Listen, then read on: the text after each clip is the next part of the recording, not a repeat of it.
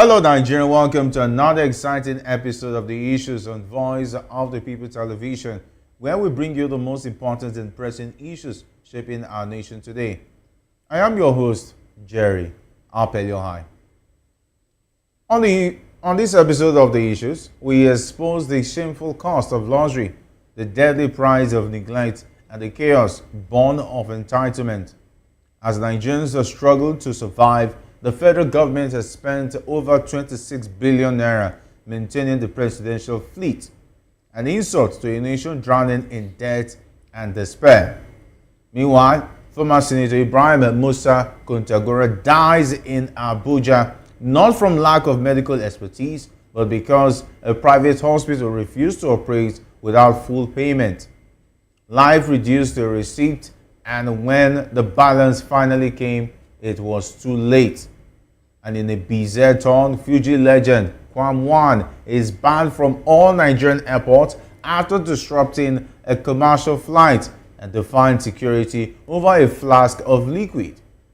When celebrity collides with law, even the icons are not spared. Stay tuned. After the short break, we'll dig deeper into these topics and more. Don't go away.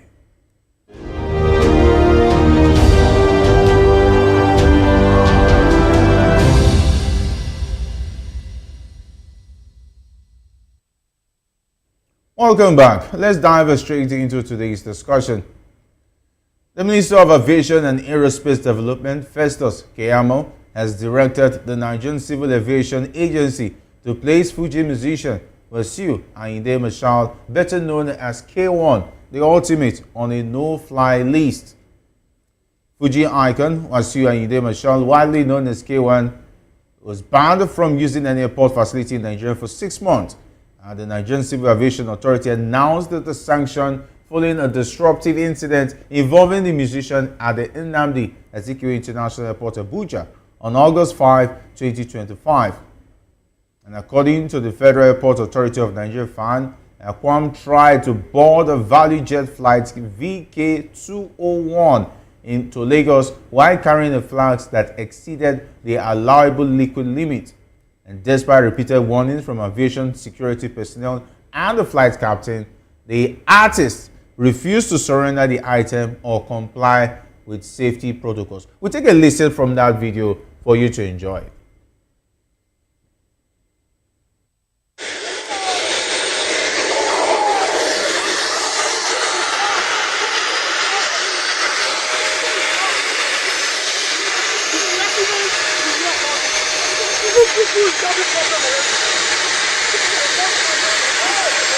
You don't like though.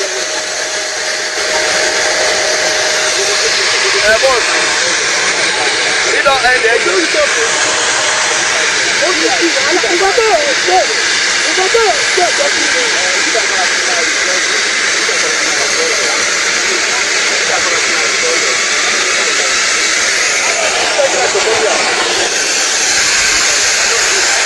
Hold on, Saka never remove this, you know.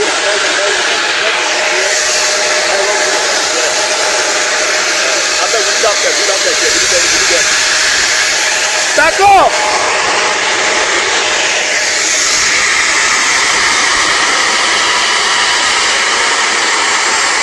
You don't have it.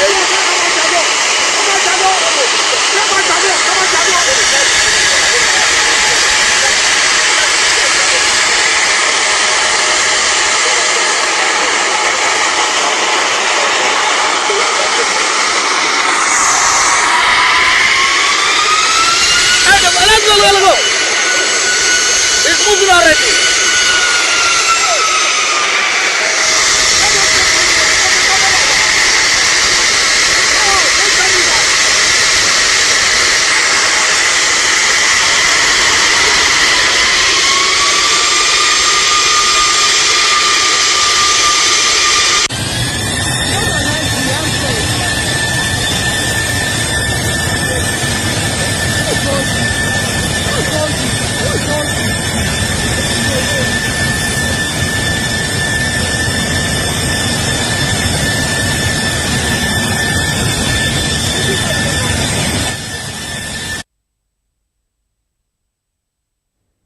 All right, you can see The situation there escalated when Kwam himself reportedly obstructed the aircraft's front section and ignored the crew instructions, delaying the boarding process. And following an investigation, the NCAA confirmed the airport access ban and reiterated the importance of enforcing aviation safety standards for all passengers, regardless of status. All right, today I'm delighted to be joined by an esteemed guest here in the studio. We have Dr. Peter Anosike. Dr. Anosike is a philosopher, development economist, and best-selling author. He is also an erudite commentator on economy, finance, politics, and power. Great to have you join us. Thank you for having me. All right, I believe you know K1 the Ultimate very well. And of course, you must have enjoyed some of his music. And of course, there used to be one that was trending. And of course, he's a great follower of the current president. And he has released various songs to extol the president as a jagaban and so on and so forth. So he's a big friend of the current sitting president. And that's the reason why he felt that he's above the law. That is because if Tinubu is not in power, he would not have attempted this. So for me, that's assuming that those crewmen know who he is, understand, and stood that's on doing that the right thing. I commend them for taking that bold step, because there he will be shouting, "Do you know who I am? If you disturb me, I'll put a call to the president." That's the kind of thing that these people do, because he's no more in vogue. Even the Gen Zs don't know who he is, but he's still thinking that people know him. Understand? But he is getting it all wrong. We have only one fender. We cannot have another fender. You can only pretend to be. Understand? So what he did is very, very wrong. One day I was in the airport, and that's a professor of a dean of studies in University of Ife. That was in Jos Airport. After pinning an orange, he forgot and kept that knife in his bag. Understand? So while he was trying to board, they discovered it. Understand? So DSS, everybody came, understand? So and the professor, I don't want to mention his name, has to beg them, take the knife and go. It's a mistake. After pinning the orange, I forgot and put it in my bag. Understand me? So knowing him being a professor, understand? So they have to, because already they have said, DSS have said that he must not board it was an Arik airline. They said that he must not board, that he will follow them to their office to explain why he was carrying that's a knife. Understand me? So, but he begged and people also begged and begged, knowing full well that he's a very responsible person. So, but imagine this guy whose mates are somewhere else. Understand me? Yeah. It's just because Tinubu is the president, and he feels because he's the friend of the president, he can do anything and get away with it. Would an ordinary Nigerian have immediately been arrested for the same offense? Why was Kwam not detained on the spot? That's the question. I say what gave him that impetus is because of he feels as the friend of the president, they own this Nigeria as we speak. That he can do anything and get away with it. If not, this is not the first time he's traveling by air. Yeah. So he ought to have known what is allowed and what is not allowed. Understand? So maybe he just wanted to trend. In the wrong way. Understand me? In the wrong Maybe way. he just wants to, because I don't see any reason why you must be carrying a bottle of alcohol that's inside the. In the flight. Understand? Do you want to drink it inside there, or if it's a personal, if it's a hired aircraft, Yeah. you private can jet. you can do anything inside because you paid for it. But this is a passenger's airline. Understand? What you may want to do may inconvenience other people. So, but what made him to behave that way is because he feels that he is the friend of the president and he can do anything and get away with it. What does this incident reveal about Nigeria? How Nigeria treats rule of law when high-profile figures are involved? Well, I don't know really if Kwam is a high-profile figure. Yeah, Going- among the music lovers going by within mo- his generation. Going by my definition of who a high-profile figure is. So I don't know if he can make my list of high-profile personalities. But I have told you the reason. And I also commend the aviation minister, understand me, Ivan Festus Festus Keyamo, for taking that decision. That to tell him that he's not above the law. Is it just a make face? Because we all know what happened when Oshomole also caused some rancors at the airport. And now it has come to another person who is close to the government. And in terms of being a celebrity, they decide to take action this time. Do you think this is just a face value kind of reprimand? Of course, we might be seeing him at the Lagos airport next week taking the flight to Abuja. Yeah, it is very, very possible seeing him, but the decision has been, that an action has been taken. Understand? So if he violates it, or maybe if the president wants to kind of appeal for him, understand?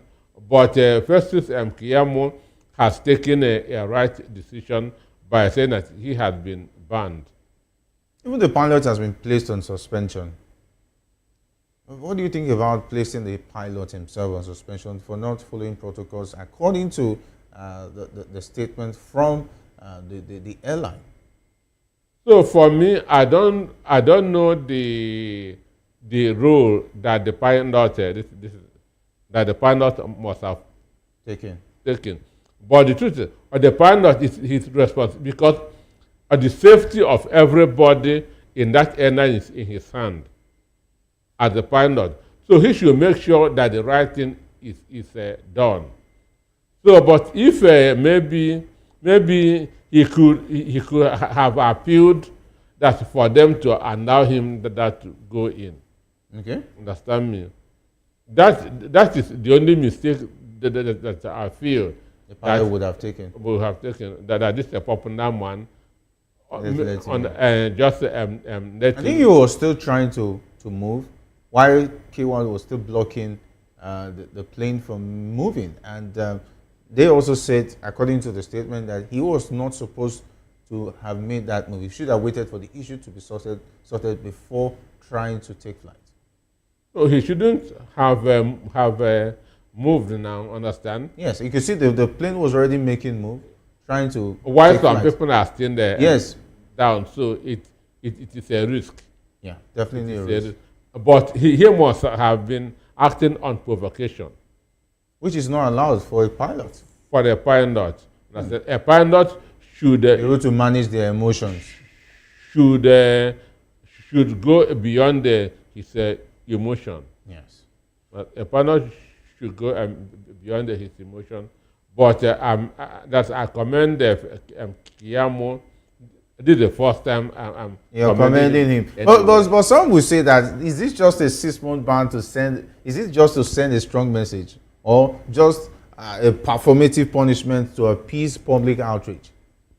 No, but at least an action has been taken.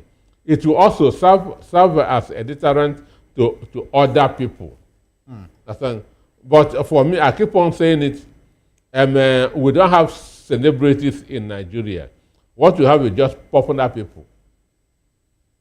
We don't have, there's no celebrity in Nigeria. You cannot be living in a three bedroom apartment. You say that Yeah, celebrity. you are a celebrity.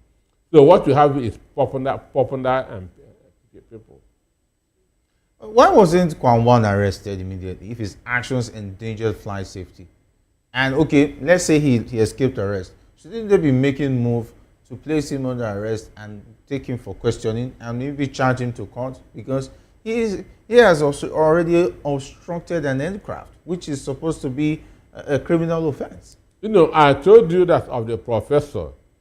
DSS took him to their office for him to make a statement. Yes. Understand? But the man was humble. He was begging, telling them that he made mistake. Understand? Yes. So that he made a mistake, and at the end of the day, seeing that he's a very responsible person and behaved maturely, they have to let him go. But the DSS kept that knife, understand, to themselves. So what they should have done is to take him to their statement room, understand? Okay. And even I don't know whether he still boarded it or not. No, he didn't. But he shouldn't have boarded it. Yeah, he didn't eventually board that flight. And let's go back to the next conversation, which is rather interesting. Where former Nigerian Senator Ibrahim Musa Kontagora has died at Nizamiye Hospital in Abuja after being denied emergency surgery over an unpaid medical bill. The hospital demanded a full payment of $30,000 upfront, but Kontagora's family could only raise $15,000 at the time of the crisis. Hospital officials reportedly refused to proceed with the life-saving procedure until the full balance was paid. And despite efforts by friends, including Niger State Governor Mohammed Bago, to gather the remaining funds, the delay proved fatal, and the former lawmaker passed away before the surgery could be done. Kontagora, who represented Niger North from 2011 to 2015, is survived by his wife and children, and he will be buried following Islamic rites at the National Mosque in Abuja. The hospital has maintained its policy stance but declined responsibility for the death.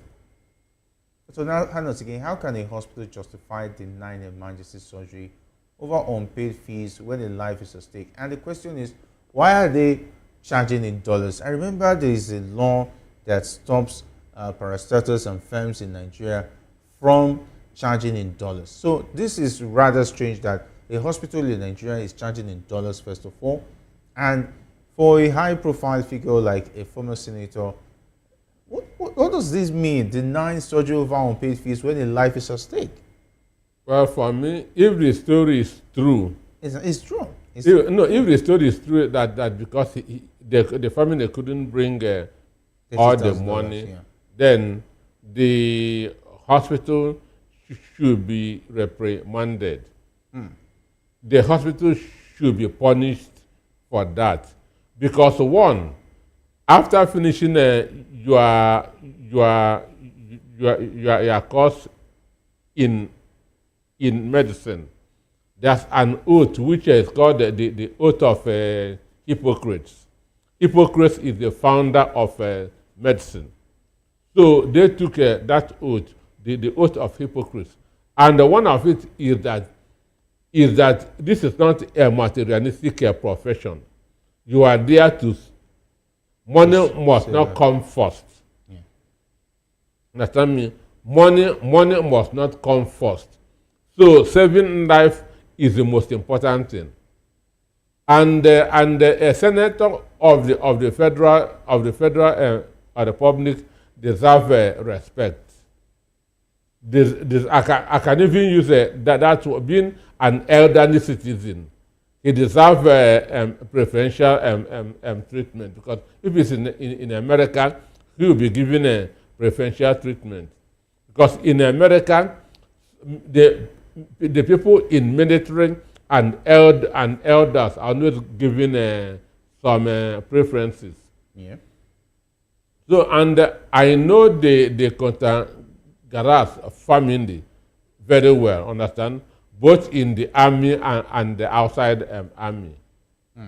So, and for him to not be able that to pay this money shows that he is not among those that stole our money. Is it that 2015 would have been very far? Maybe Understand there's me? still not enough. Maybe he didn't gather enough. Understand? For him not to be able that to pay this, it means that he's not among those who shared our common wealth. So the hospital should be penalized. Understand? They should be given a serious punishment. And again, charging in dollars for me should be taken as a criminal offense. Because in America, they cannot charge you in naira. In America, they cannot charge you in naira. And it's also one of the reasons why a lot of these high-profile people will want to go overseas for treatment.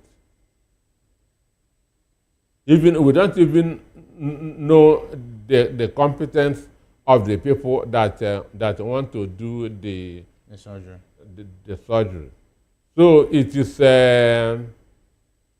unfortunate that it happens, but the hospital should be punished for doing that.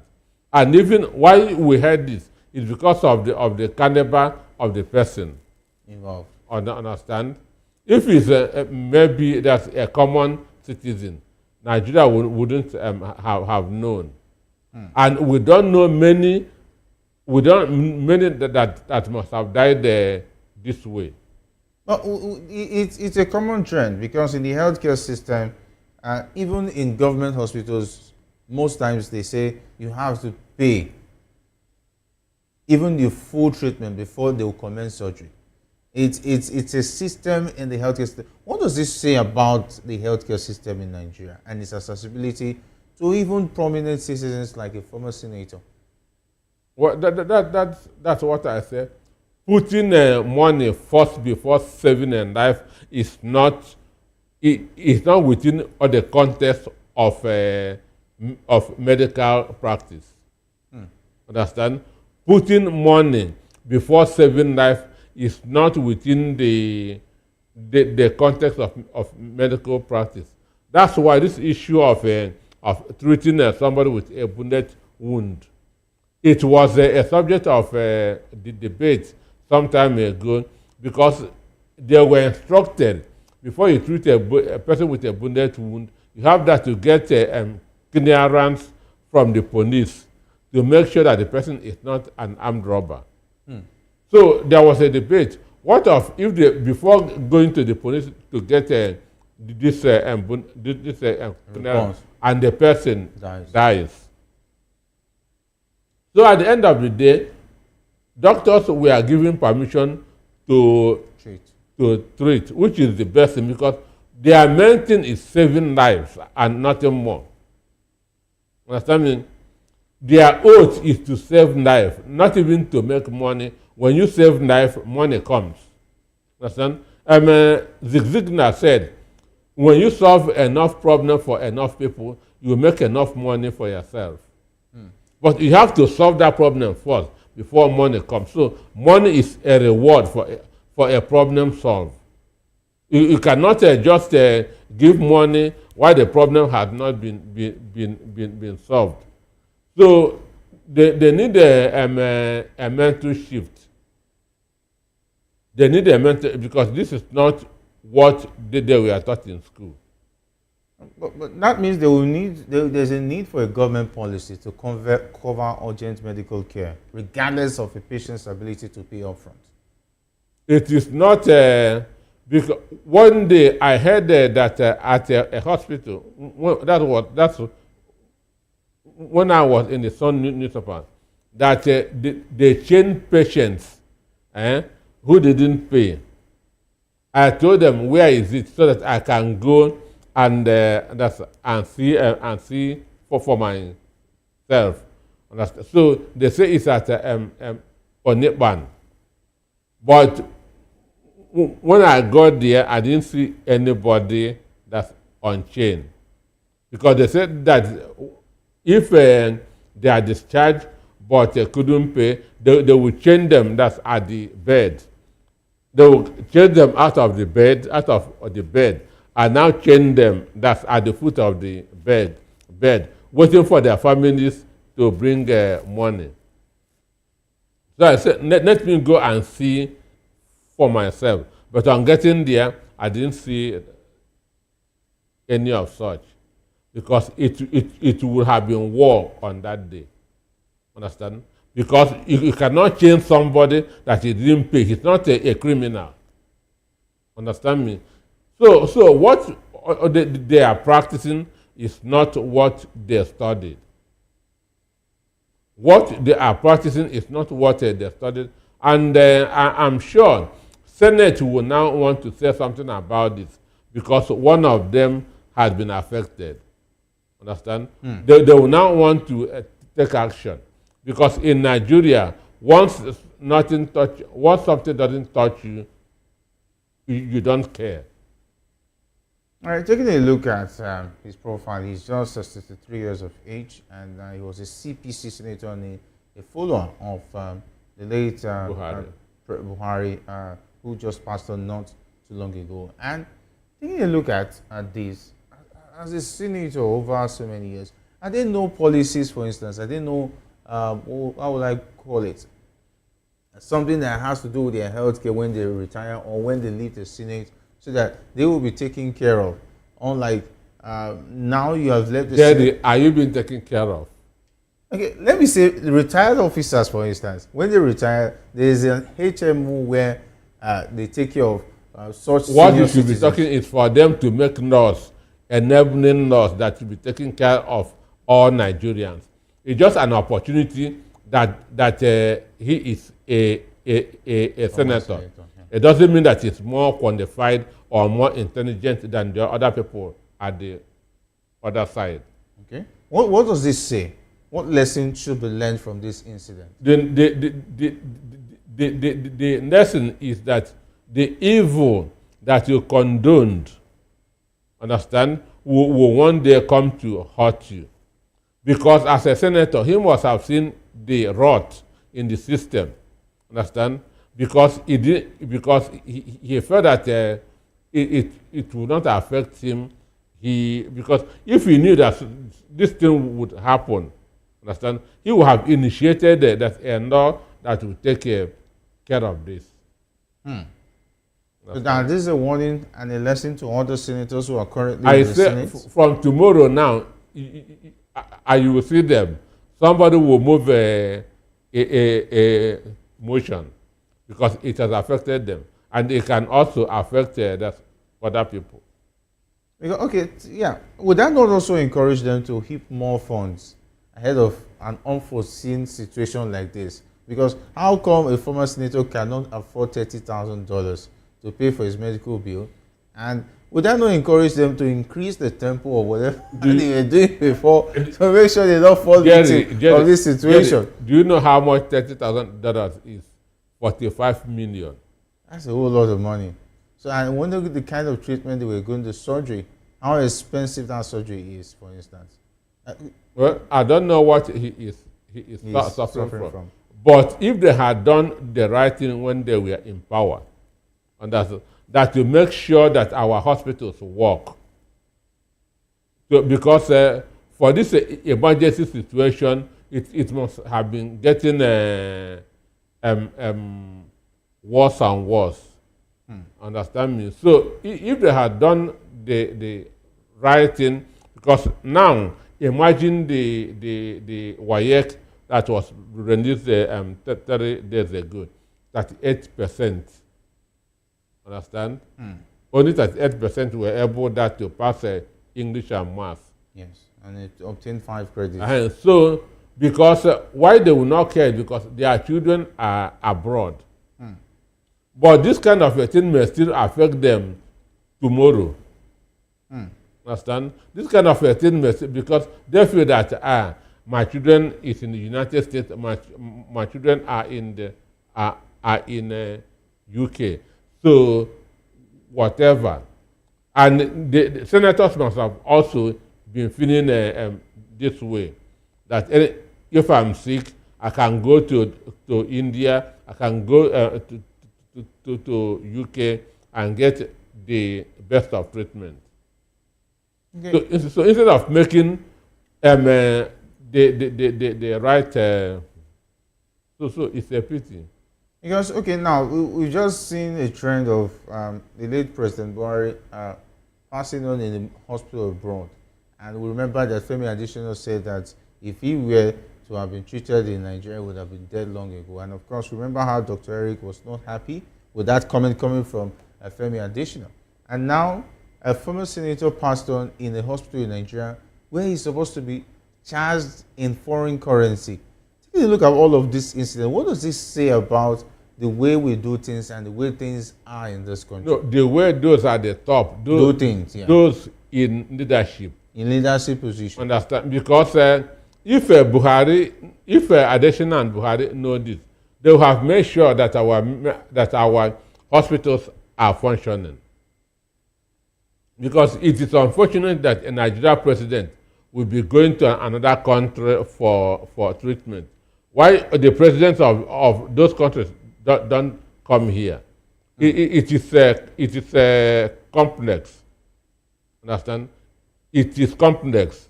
Because for me, I will be feeling ashamed of myself if I'm in their condition and going to America or going to Britain. Why I could have easily brought those things to my country. All right, let's go to the next conversation, which is also rather interesting, where the Nigerian government has spent a staggering 26.38 billion naira on maintaining the presidential air fleet within the first 18 months of President Bola Tinubu's administration, with the bulk of the funds disbursed between April and August 2024. These expenditures were tracked by GovSpend, a civic platform monitoring public spending, and the spending drew attention due to Nigerians' ongoing economic challenges and growing debt burden. Experts attribute the high cost to both the depreciation of the naira and the complexity of maintaining a diverse fleet of aircraft. Aviation engineers and former officials explain that the use of multiple aircraft models from different countries leads to significant logistical and operational costs, including the need for separate ground support equipment and specialized maintenance for each type. And calls for reforms are growing louder. Aviation experts like Group Captain John Ojukutu have criticized the size of the presidential fleet, currently 10 aircraft, as excessive and urged the presidency to cut down to 4. He emphasized that many of these aircraft are underutilized and questioned the frequency and necessity of the expensive maintenance cycles, warning that without a structural change, the cost will continue to mount. Dr. Anosike, we've made mention of this fleet issue time without number from different presidents to the other, but it looks like they don't see this as a serious issue, that there's no need to waste a lot of funds on maintaining this air fleet, that most of the time the president doesn't use more than one or two. At least, well, at a particular point in time, he only takes one to wherever he's going to.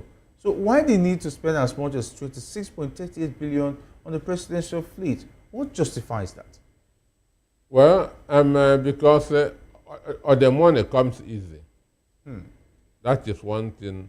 The money comes easy. Two, they don't care how the citizens are faring. The issue, buying a jet is not even the problem. You can buy a jet with $5 million. The problem is maintenance and the parking fee. Maintenance and parking fee. That's where the problem, because every day the aeroplane must be top notch. Everything must be working. So the engineers must make sure that at any point in time, nothing is wrong with it, because there's no parking space that's in the sky. There's no parking space, so there's nothing like excuse, just park, let me tighten this knot, or let me check what is wrong. So it must be top notch. So that people are not buying just as they are buying cars just because of the maintenance and the and the parking. When the president of Argentina came on board, Argentina economy was in recession, and the first step that he took was he sold their presidential jets. That was the first step that he took. He sold their presidential jets. Said, "I will not be riding in the presidential jet while my people are suffering." He sold all the presidential jets, then cut down on his cabinet by 50%. And within 6 months, the economy of Argentina bounced back. Argentina came out of a recession. Understand? So, but here, there's no accountability, there's no transparency, money comes easy. If you cannot get from Nigeria, World Bank and IMF are ready to loan him. That to loan. So he cannot think out of the box because money is coming very easy. So that's why, as Peter Obi said, why they are feasting, the rest of us are fasting. Because there's no reason for having 10 presidential aircraft while Nigerians are going to bed without food. If it's in the other countries, it will need to protest. It will need to shutting down that of Aso Rock.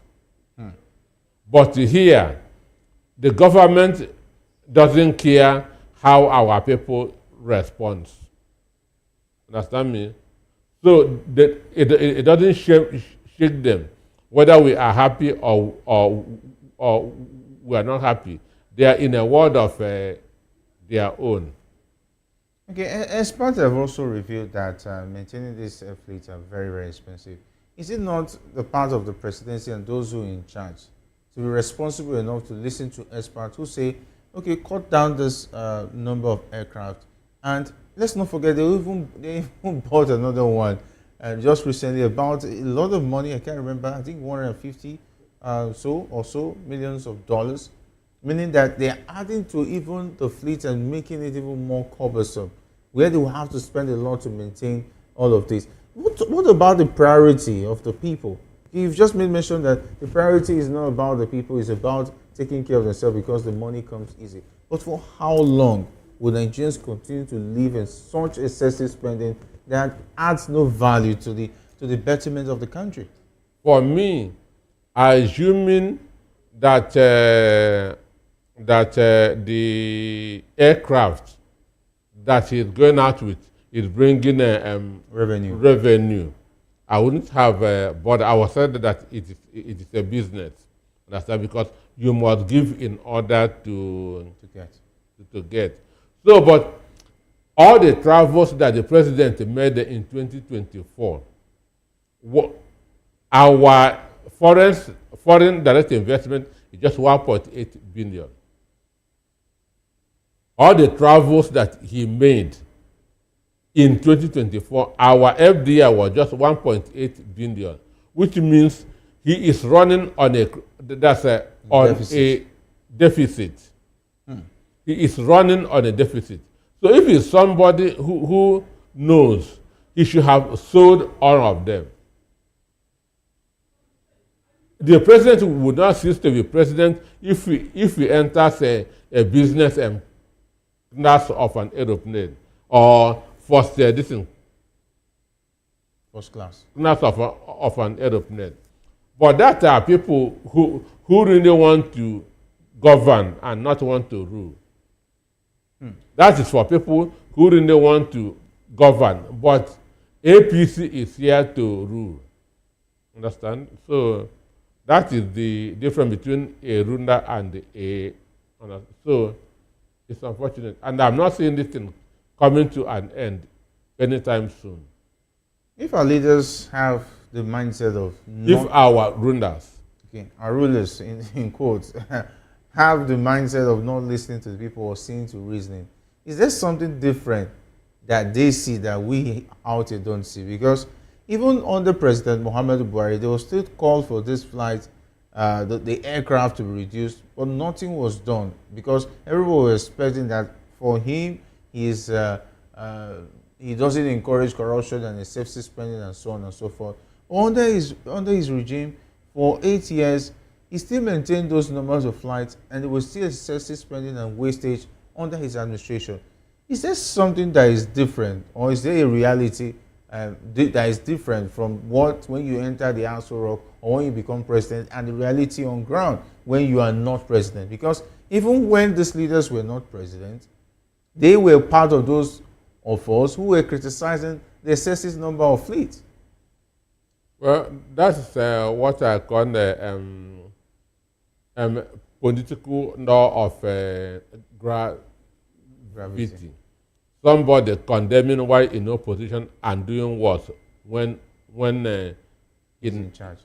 it's in charge. So for me, they don't mean well. They are there just to serve themselves.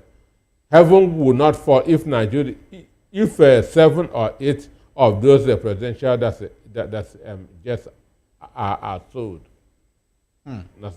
Heaven will not fall. How many times does the president need to listen To fly. travel in a year? Understand? So then, what are you going for? So this is the mindset of people that's in Africa. People in Africa, and of course, it makes it even more interesting that there's still a lot of expenses that continue to go on in spite of the hardship the Nigerians are going through. And I hope that when somebody else comes there who will say that he's going to make a change, will make a difference. So we're not going to expect any difference, any reaction from the government to make sure that they check all those wastages, and of course make sure that they channel this, for instance, to the healthcare sector, to the education sector, where students are reading with light, but the president is spending 28 billion on maintaining, talking about a fleet that is perishing. That's wasteful spending. Because this is not an asset. Yeah. It is a liability. Yes. It is a liability on his part. And he don't even have the acumen to turn it into an asset. He doesn't have the acumen that he turn it into an asset, which he can easily do. But If he can think out of the distant box. All right. I want to say thank you very much, Dr. Anosike. It's been a pleasure having your insights on the program. And of course, from laundry jets in the sky to deaths in a hospital bed and lawlessness on the tarmac. These aren't just stories, they are symptoms of a broken system. Until we value life over power, discipline over status, and justice over connections, the issues will only grow louder and deadlier. I am Jerry Apeliohai, and this has been the Issues and Voice of the People television, where the future faces forward. Have a great one.